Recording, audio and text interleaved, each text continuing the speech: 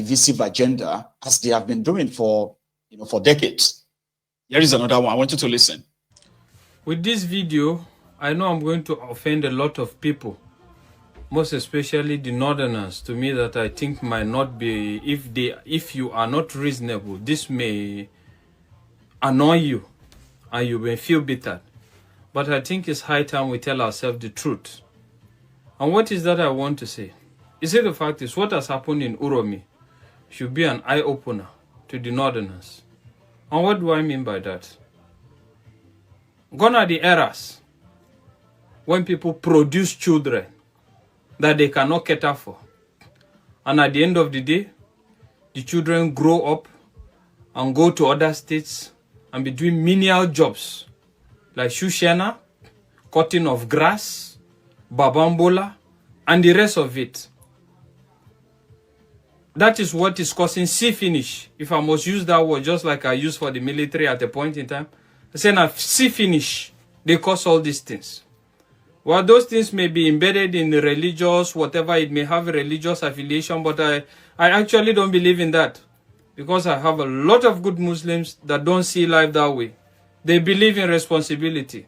I'm not trying to discourage Al-Majri in any way, but the Al-Majri should be well structured in such a way that it shouldn't be an avenue where somebody will produce children that he can't cater for, and the only thing he has left is just to push them into Al-Majri or not be responsible to them. And we should try to get rid of marrying a lot of women and having so many children that at the end of the day we are not responsible. That is what is giving birth to all this. You don't command respect from anybody by so doing. The world is evolving. If you look at it, let's take it memory lane. All that has been happening, the unaliving and the ill treatments, whatever, is just meted on the poor. The poor common people you have on the streets. That is just it. We have a lot of northerners in the south and the east that are doing well. You dare not take that kind of rubbish to them, because you can't stand it. They command so much respect, they command so much resources that if you try to rubbish them, I'm telling you, all hell will lose broke. And you can't stand it. They don't try them. Do you see them being mobbed? They don't mob them. Because these are people that were brought up by responsible parents, responsible families, and at the end of the day, they pursue their career and they relocated to wherever they're going and they establish themselves as an authority. So it's high time we have a debate around that. The era of having children that you can't be responsible for has gone. The world is evolving. And they say the only constant thing in life is change, and only those that have the ability to adapt that survives. Even the so-called violence, a lot of people are threatening to make violence or whatever. It has evolved. You can only make violence on the poor like you. The rich have so insulated themselves with government resources, with so much security that you can't near them. So at the end of the day, I'm still going to be repeating, it's going to be a battle for the poor against the poor. If you feel retaliation is the answer. That is not just it.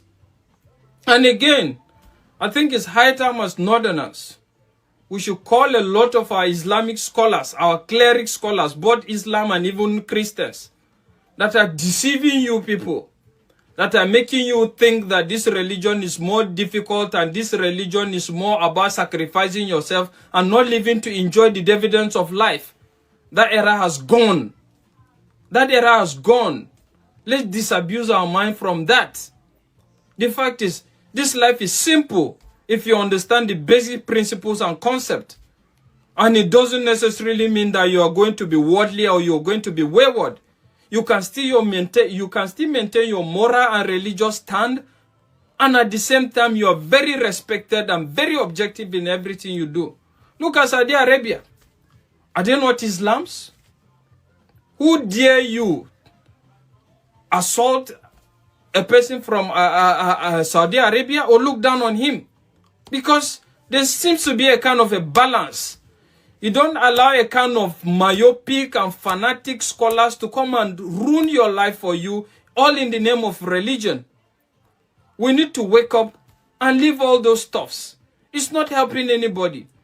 What I'm just trying to say is, until they not learn to command respect from their counterparts, until they not learn to command respect by living a comfortable and a very respectable life, nobody will respect you. They will think life is cheap. And that is why a lot of all these things will happen. They know there's nothing you can do. All you can do is rant. Or if you even want to retaliate, you can't retaliate on the people that have committed this evil. You can only retaliate on poor people like you. I keep saying this. And I'm still going to repeat this, that the problem of the North is the North. Whether you're happy with it or you're not. Let's stop all these things. Let's stop all these things. Development, civilization, and a lot of it will not stop you from practicing your religion. But don't allow people, and I need to say this to the youths, don't allow people that have wasted their life in delusion trying to come and tell you religion the way they feel is supposed to be, that has not even paid them, has not even favored them. Live your life. At the end of the day, if you're alive so long to see what it takes to be alive and what religion is all about, you get to see that religion is all about being good. Just be good to yourself. Be good to yourself, be good to your neighbors, and nothing more. Forget about the technicalities. Don't bother about people that are not worshiping the same religion with you. This one is not God, this one is... That is not your problem. The problem is just be good and be productive. And you command respect. Bello made a video recently in regards how some of the religious leaders are also beneficiaries from the government. And at the end of the day, the only thing they come to do is, when election time comes, the cleric scholars will call you and tell you that this is what we should do, this is what we do, without knowing on the ground that they have been collecting money and they have been beneficiaries. And you now, you think you're doing something in the name of religion. In the name of religion, that you're doing it for the sake of religion and holiness, and at the end of the day, it's messing up your life. Don't allow people that have lived their life and have enjoyed and that are even benefiting on your ignorance to ruin your life. Live your life free. Religion is not difficult. Just be good, be happy, love yourself, love your neighbor. That is the summary of religion. Forget about technicalities. Everybody may not understand or do the same thing you're doing, but that is fine as long as his own doesn't affect you. And that is just it. We need to have this discussion.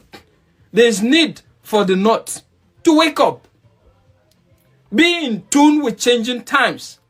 That is what I'm trying to say. Let's not shy away from the truth. Look at other parts of the country. They concentrate on things that develop them, progress them. You have a lot of millionaires and billionaires in their own part. But when it comes to the North, all we talk about is all about religious difference and tribal difference. Where is it taking us? How has it benefited anybody? Nobody. Rather, it's associated in making you so primitive that when you go to a lot of places as a result of your appearance due to poverty, people think you are a terrorist. People think you are a rebel. People think you are a problem, even when in heart you are not. So till you get to make yourself better, nobody will respect you. Nobody will appreciate you. And most importantly, say no to fanatical religious ideologies.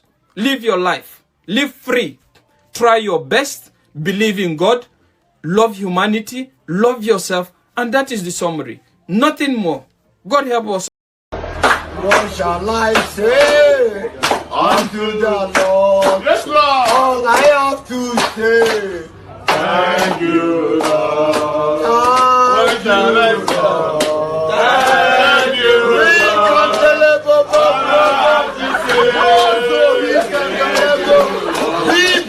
we buy ye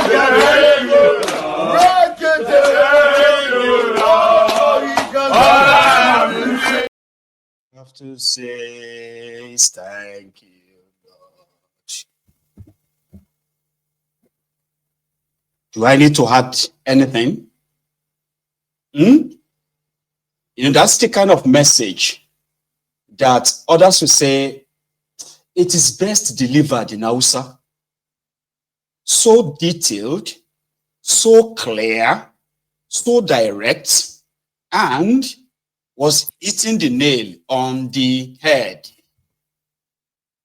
Don't let people who have, who have lived their lives coerce you into a deceit called religion, then use you to propagate their personal agenda. What they won't tell you is that they've been paid to do that.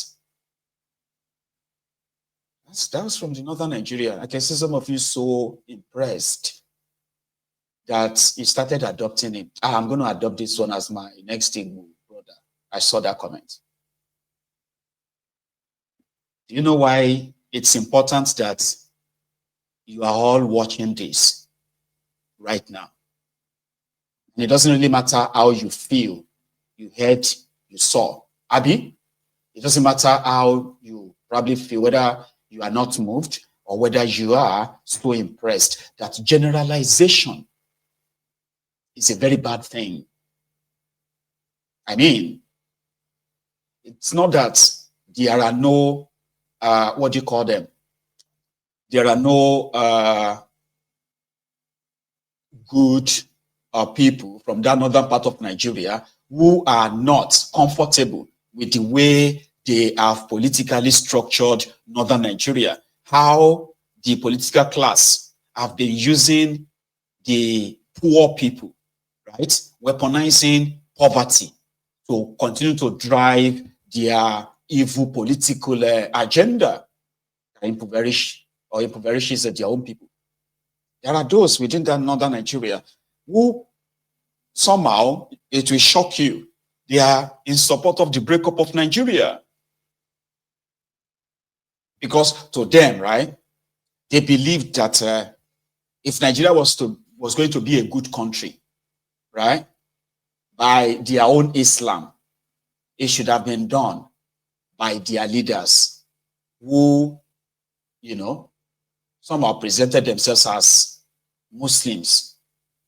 So an average Muslim in northern Nigeria is made to believe that their leader, being Muslim, right, is actually as ordained by Allah and is a good thing. The infidels are supposed to learn governance, leadership from them. So you see these ones that have become, liberalized, open-minded, and what have you, they believe that Nigeria can never work again. Because if Islam taught them about the advantage of having faithfuls as your leaders of a thing, right? And Nigeria is like this. They've seen the failed leadership on their part. They've seen the established poverty in their region, including the birth and the flourishing terrorism industry in Nigeria. So there are those of them who believe that Nigeria should break up. But they do not have the political foothold or any form of a strong foothold in the northern part of Nigeria yet. But there are. So when you look at them and you're like, these northern people, just remember, there are those, right, that don't subscribe to this barbarism that their ruling class have been subjecting their people to, weaponizing poverty like it's normal. That's why he started this whole representation from the Alimajiri pandemic to the Southerners, say they've had enough. And there's a lot to get you so mad, especially if you are from Edo State and you are reading or watching all of these debates going on, right? So there's always going to be something within you that will say, do you even understand what we are going through? Like Mama P, you know that. I always see, I just need to get this off my chest. And I hope politicians are listening. This whole foolish pampering of the North, it needs to stop.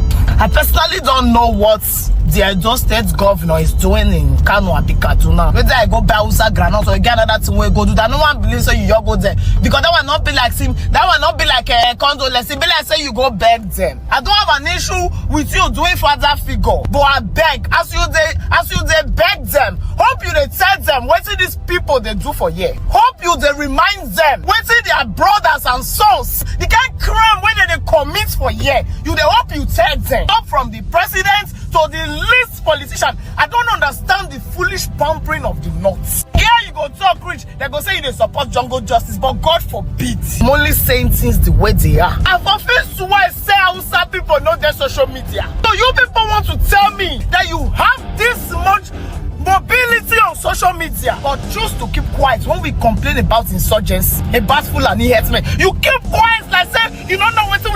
No, I'll go and kill all of you now. You keep quiet. And they hear this lady voice, they do papa. You can talk now. You cannot watch the video, not 16. But when you see people being beheaded in the farms, you keep quiet. You are mad. All of you northern youths that have the chance to speak up but refuse to speak up till it's time to be biased, or go we kill all of you. It's not like this Foolani herdsmen is not affecting them in their side though. But they chose to just keep quiet for reasons best known to them. But now you all want to be activists. See, I blame the federal government. The government want to give 48 hours where I'm sound now. I'm not saying the government should not do their job, but you see this unnecessary threat. You people, it's the things of the old. Our fathers never fear now. It showed me say this generation will match your madness for madness. You want to do a prison attack? You enter Benin now. You start killing people when they're looking at the road. They say, hey, no, now go kill now. No people no more countries in this. Now get out. If one person go talk like you people will take me out of context. I'm only saying that we chose peace and love, but we are not scared of war. Okay, now they knock my motor, may get out of my front. Come be like say one tribe get power past the full nation. They be killing people now in Enugu State. I don't know why the governor of Enugu State have not made fear not let them talk. Women have been protesting for weeks. Foolani herdsmen. Gone to Bayelsa, even Delta State here. Managarats. I beg you, my sympathies with the families about this. Hey, fear. It needs to stop. Everybody, mount your guards. Kind of mushy. When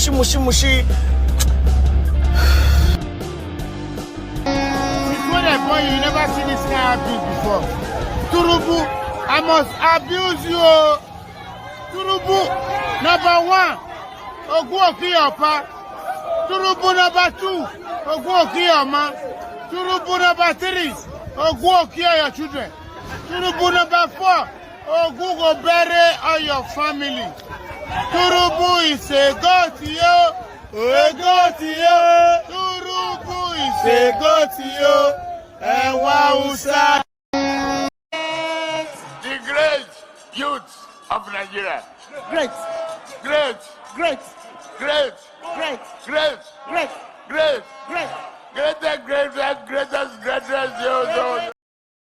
Yo.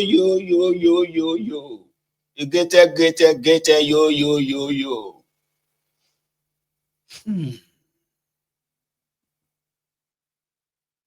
That's somebody who is an Edolite.